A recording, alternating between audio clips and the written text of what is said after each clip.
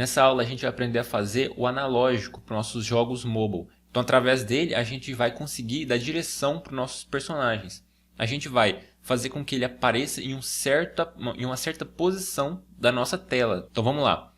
Antes disso, deixa o seu like. Se você já está acompanhando o canal há algum tempo e está assistindo os vídeos e não é inscrito, já se inscreve agora no canal e já ativa o sininho já para você não perder os próximos vídeos. Então, beleza? Vamos lá.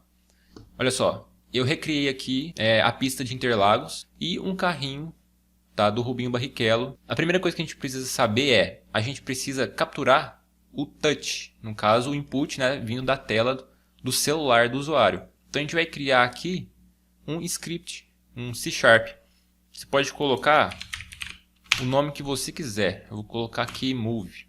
Uma variável. Essa variável vai servir para capturar o touch específico, porque existem vários toques na tela que o usuário pode dar, mas ele precisa capturar um toque. Então esse toque é responsável pelo analógico, certo? Então vamos lá, private, que a gente vai colocar touch T. A gente vai dar o nome dele de T, tá? Que é o toque na tela. A gente vai vir aqui no start e T recebe new touch. Aqui no caso a gente vai abrir chaves e nós vamos já colocar aqui o ID dele, ó, finger ID recebe -1. Porque a gente está fazendo com que ele inicialize, tá, com essa variável finger ID -1. Não existe nenhum toque na tela com um finger ID menor do que 0. Então se você der um clique na tela, o primeiro touch vai ser o finger ID 0. Tá? Então fazendo com que ele seja -1, a gente pode saber se ele foi atribuído ou não a algum toque. Certo? Vamos lá. Então, update. A gente precisa saber se existem toques na tela. Então, input.touchCount. Se for maior do que 0, então o usuário está tocando na tela. Certo? Então, o que a gente pode fazer agora? A gente pode fazer aqui um laço para saber se esse toque na tela está vindo da posição que a gente quer. Então a gente pode enquadrar esse toque na tela. A gente pode dizer que ela está aqui nesse terceiro quadrante. Então primeiro aqui em cima, segundo e terceiro. Como é que a gente faz para saber se o toque está vindo aqui somente desse terceiro quadrante? Porque o restante a gente quer que hajam outros botões do nosso jogo, por exemplo. Então a gente vai fazer o seguinte: for int a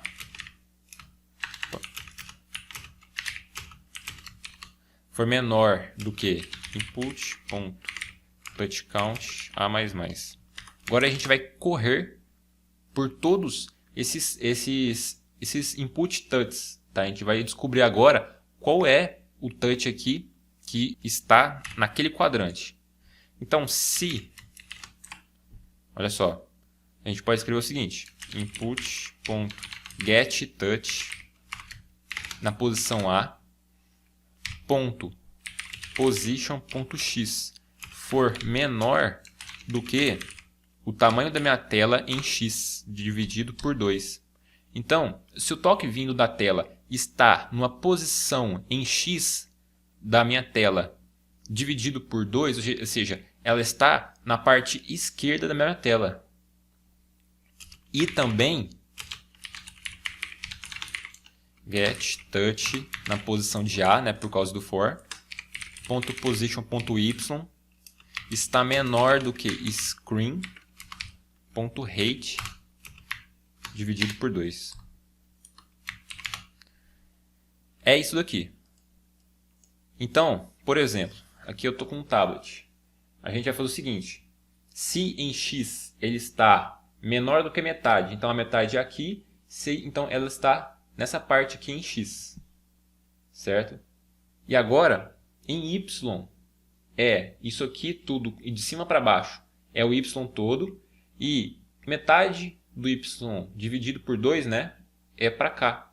Então, ele está aqui em x e aqui em y. Então, está nesse quadrado, tá?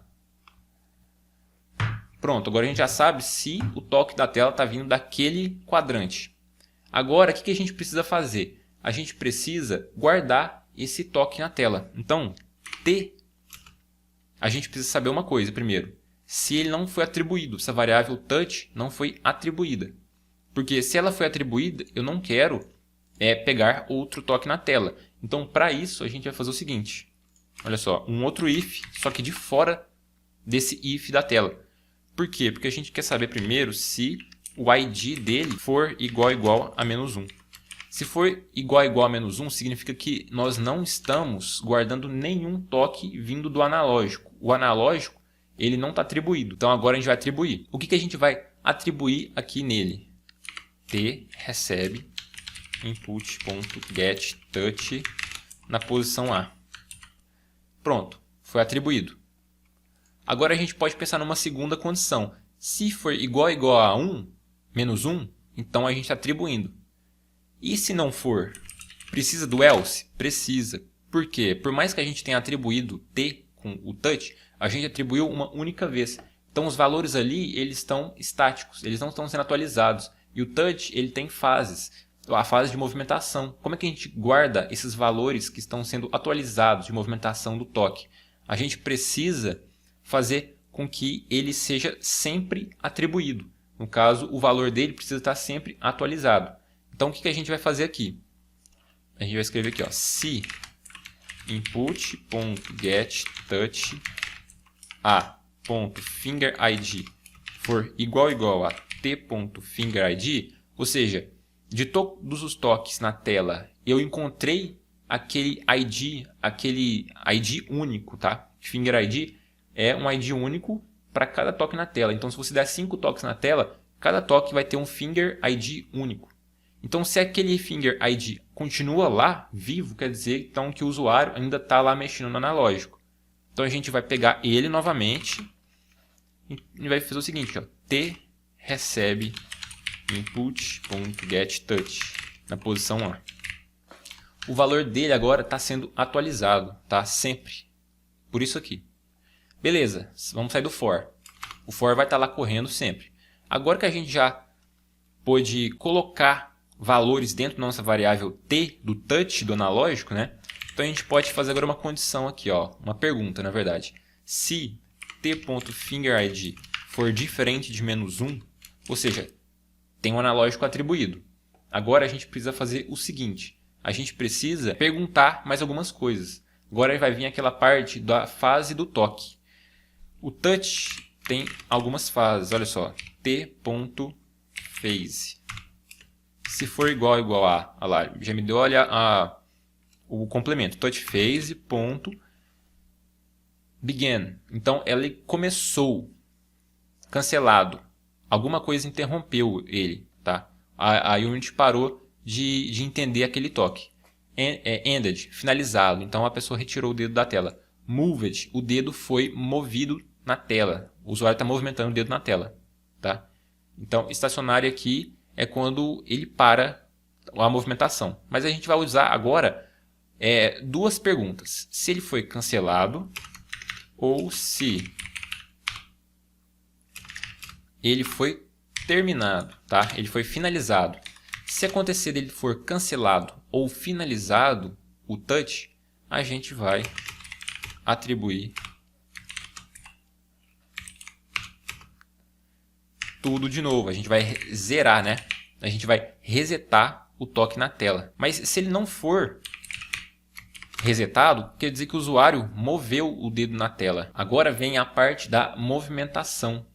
E a movimentação aqui tem um truquezinho do Vector 3 ou Vector 2 para a gente poder fazer esse analógico. Como é que a gente vai fazer isso? A gente vai guardar a posição inicial do toque na tela, fazer a distância entre o dedo naquela posição e a posição inicial, e depois disso dar um sentido de movimentação para o jogador. Então a gente precisa agora guardar aqui uma variável, private, a gente vai colocar aqui o Vector 2. Pode ser Vector 2 porque o jogo é 2D e a posição ali é de x e y.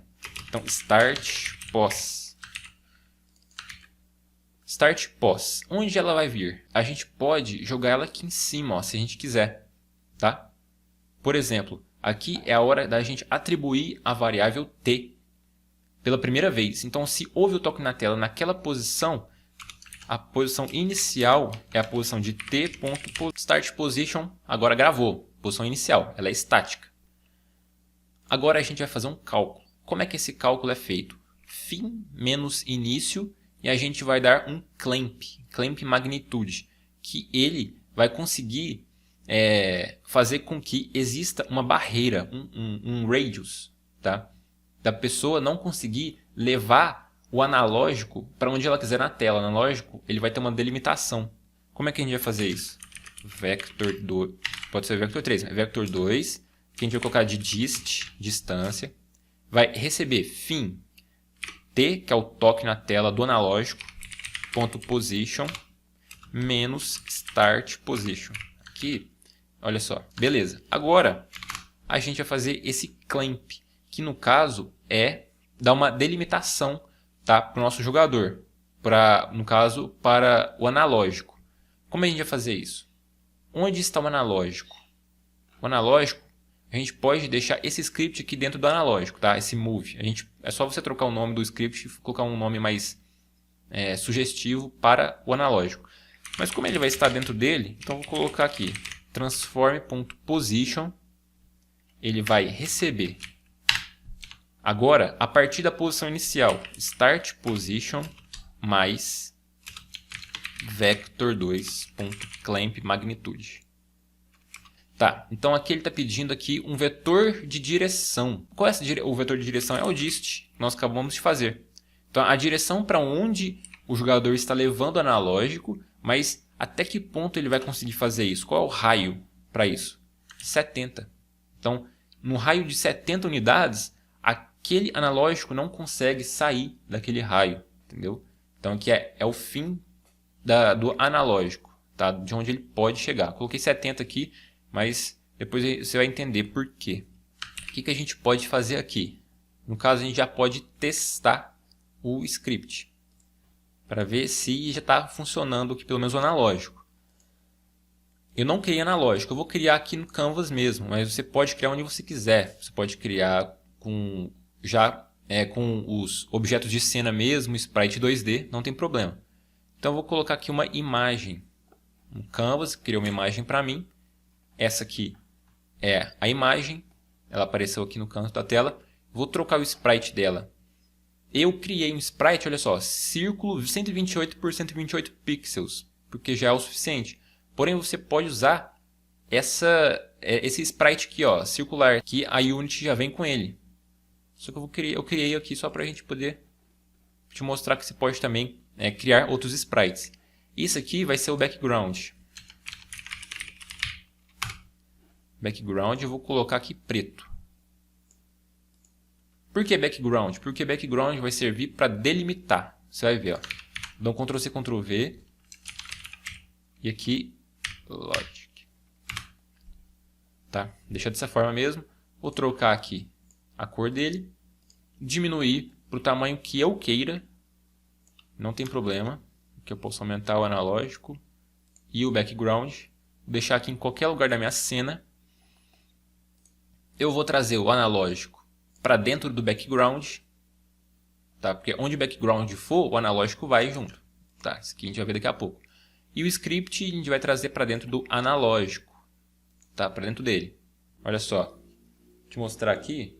O analógico, eu posso clicar e a bolinha do analógico sabe onde que eu estou, para onde que eu estou clicando. E ela tem uma delimitação máximo, mas ela não está seguindo o background por enquanto. Agora a gente vai fazer o seguinte: a gente vai voltar para o script e criar uma variável pública, ou pode ser serializable field, mas eu vou colocar public transform background. Background é simplesmente ali o sprite preto. E aqui onde ele inicia o start position, background.position recebe start position, certo? Testando mais uma vez aqui. Agora a gente pode atribuir o background ao script do analógico. E eu vou testar aqui agora para a gente ver se vai dar certo. Cliquei, ó, estou clicando várias vezes na tela e o background está seguindo. Se o background segue o meu dedo na tela, consequentemente os filhos dele também seguem, que é o analógico. propriamente. Agora eu vou clicar, segurar e eu vou arrastar meu dedo na tela. Eu posso clicar. Você pode ver que ele não funciona nos outros quadrantes, que a gente não delimitou. Então ele funciona só no terceiro, tá? O jogador que sempre está com o dedo aqui, dedão esquerdo, na sua tela. Então olha só. Ó, cliquei, arrastei para onde eu quiser. Tem a limitação, que é o radius, o raio, que eu coloquei 70. Mas isso aqui depende de vários fatores. Tá? Você pode colocar para onde você quiser. Está funcionando. Agora que está tudo funcionando, vamos fazer agora o nosso player andar naquela direção. Vou criar aqui uma variável, public transform player. Como é que o player se movimenta? Ele se movimenta aqui, ó, nesse último if, tá? No finger ID. Então, eu vou colocar aqui, ó, enquanto a gente está movimentando o nosso analógico, player.position, aqui vai ter que receber mais igual. Aqui vai ser o vetor de direção, que é o dist, tá? O vetor de direção, aqui é a direção do dist, é a direção que o jogador vai se movimentar, multiplicado por time.delta_time. Aqui ele está dando um erro, ó. Mais igual vector 3 e vector 2. Dist é um vector 2, então, e player.position é um vector 3. Então a gente vai colocar um cast aqui para vector 3, tá? Do dist. O z continua sendo 0. Ah, claro, tem que atribuir agora player, que é o nosso personagem. Cliquei, player já foi embora com tudo já. Por quê? Porque está muito rápido. Então eu vou multiplicar aqui, porque essa direção, essa velocidade, ela pode ir até 70, que é o tamanho do meu analógico. Agora eu só vou fazer algumas... Vou multiplicar, né, por 0.2, que eu vou diminuir a velocidade. Aí depois você pode fazer a modificação que você quiser ali para o seu jogador poder andar na cena livremente, movimentando a velocidade que você quiser. Você pode ver que ele tem aceleração crescente à medida que eu vou aproximando o touch das laterais, tá, do raio. Então, quanto mais distante do início, do ponto central do touch, mais rápido ele movimenta. E agora precisa somente da direção, no caso da rotação. Então, a gente vai atribuir uma rotação. Player. Aqui, como é 2D, a gente vai fazer o seguinte. O up, que é o eixo Y, que é a direção que o nosso carrinho está virado. Então, eu vou colocar aqui, ó, player.up. A gente vai dar uma direção, o eixo de direção up do nosso player. Agora, a gente pode fazer o seguinte. Player.position, que é a posição central do meu jogador de agora, mais dist. Então, é a minha direção, tá? A minha posição do meu jogador mais o vetor de direção. Então, nós vamos ter uma direção final para que o up, que é para a parte de cima, no caso a parte superior do nosso objeto, fique direcionado. Aqui ele está dando um probleminha de vector 3 novamente. Então a gente vai fazer o cast aqui para poder funcionar. Olha só, o carrinho já está virando certinho, ou quase certo, né? Olha só, uma coisa que você deve se lembrar é que você tem que colocar o eixo Z de posição do seu carrinho em 0, tá? Senão pode dar algum problema ali, igual a gente acabou de ver, que no início o carrinho estava meio que virando na diagonal. Ele estava saindo da tela, no caso, estava virando para outra direção. Agora, funciona perfeitamente. Aqui no nosso circuito de Interlagos, a gente pode ver que já está funcionando já a nossa corrida. Agora, mais uma coisa que a gente pode fazer aqui no script para poder melhorar o nosso analógico. Olha só, quando a gente arrasta nosso analógico e tira o dedo da tela, a gente pode ver que o analógico ficou no lugar de onde a gente deixou ele. Então, como é que a gente faz para que ele volte? Olha só, fora do if, de qualquer if, só que dentro do update. Se touch.fingerID for igual a -1, ou seja, não tem mais nenhum toque atribuído. Então o usuário tirou o dedo do touch. Transform.position vai receber, pode ser vector2.move towards transform.position start.position pela velocidade, que não precisa multiplicar por time, não tem necessidade. Ele vai se mover de encontro. A minha própria posição vai se mover para a posição inicial. E isso tudo é um valor que está sendo alterado. E esse valor vai ser atribuído à minha própria posição. Agora ele está indo, olha só, para o centro. Por quê? Start position começa com 000. Mas depois você pode, na função start, atribuir que start position, no caso, é a posição do background. Tá? Não vou fazer isso agora. Mas olha só, clique na tela. Movi o analógico. Soltei. O analógico. Ele já está funcionando. Está voltando, está centralizando. Então a gente pode ver aqui que no tablet mesmo, ou no celular, moveu, ele volta. Tá? Só que o carrinho já foi embora. Mas já está funcionando.